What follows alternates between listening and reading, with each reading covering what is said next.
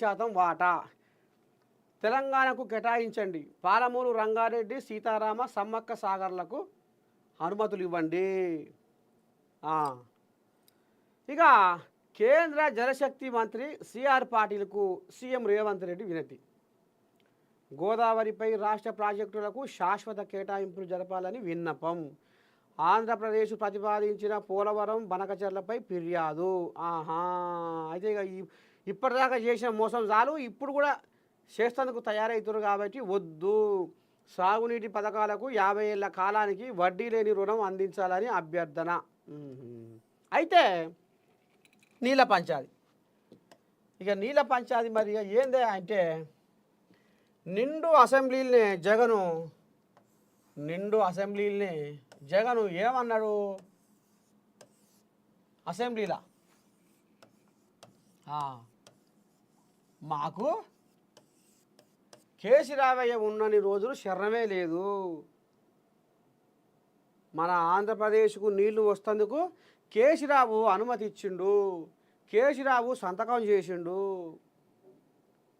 కేసీరావు నీళ్లను తోడుకొని పోరి అని చెప్పిండు. ఇంకేం కావాలి మనకు అని నిండు అసెంబ్లీలో జగన్ కుండ బద్దలు కొట్టి చెప్పిండు. ఇక అసలు ముచ్చట ఏందయ్యా అంటే ఇక ఇప్పుడు ఫామ్ హౌస్లో నేను పెద్ద పులిని అని చెప్పుకుంటున్నా. ఈ కోళ్ళాగా ఏదైతే ఉన్నదో నీ దండం పెడితే ఇక ఈ కోళ్ళాగా మూతి తుడుచుకుంటుంది కోళ్ళాగా. ఇక ప్రగతి భవన్లో ఈ కోళ్ళాగకు మంచిగా బగార బువ్వ, రొయ్యలు షెడ్, ఆయన రొయ్యలు తెస్తాడు. రోజమ్మ రొయ్యల పులుసు, ఆయన పచ్చాపల పులుసు, ఈరోజు బగార బువ్వ, బిర్యానీ, మటన్ బిర్యానీ, చికెన్ బిర్యానీ తినుకుంటా ఇగో ఈ రకంగా. అయితే ఇప్పుడు కృష్ణానది యాజమాన్య బోర్డు కేఆర్ఎంబి ఇక ఈ కృష్ణానది జలాలు మన తెలంగాణలో ఎంత అంటే 3 వంతులు మన దాంట్లోనే ఉంది. ఇది ఒక్క వంతే అండం ఉంది. అంటే ఏపీకి 66 నీళ్ళు పోతున్నాయి. ఈ కృష్ణానది మన తెలంగాణలో 3 వంతులు ఉంది. అయితే నీళ్ళ విషయంలో మాత్రము 34% మనకు మారుతుంది. 66% ఎక్కడ పోతుందయ్యా? ప్రగతి భవన్లో కేసీరావయ్య ఇంట్లో వండి పెట్టిన బగార బువ్వ తిన్న జగన్ అప్పుడు ఆనాడు మలుపుకపోయిండు. ఇగో 66%. ఇక ఇదే కథ ముంగడ పడుతుంది. ఇక మరి ఎట్లా ఏంది ఏం కథ? నీ పాడైపోను నేను ఇట్నే దీన్ని ఇచ్చిపెడితే మునిపే రేవంతం చంద్రబాబు గురు శిష్యులు అనేది ఒకటి మచ్చ వచ్చి పాడైంది, ఒకటి ముద్రపడి పాడైంది. ఇప్పుడన్నా నేను సఖి చేయకపోతే ఎట్లా?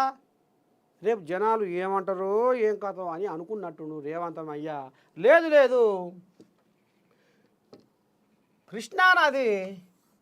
కృష్ణానది మా తెలంగాణలో 3 వంతుల భాగం ఉంటే మీరు ఎక్కువ నీటిని 66% మీరు నీళ్ళను గుంజుకపోతురు. ఇది పద్ధతి కాదు. ఇది ఒకటి. ఇంకా మీరు ఏదో ఇంకా బనకచెర్ల ఇంకేదో కథ నడిపియబోతుర్రు. ఇంకా మీరు ప్రాజెక్టుల పేర మా నీళ్ళని ఇంకా గుంజుకపోతానికి చూస్తుర్రు, మీ పప్పులు ఉడకనీయము అని ఈ రకంగా రేవంత్ రెడ్డి కేంద్ర జలశక్తి మంత్రి సిఆర్ పాటిల్కు నీటిపారుదల శాఖ మంత్రి ఉండే కదా ఉత్తమ్.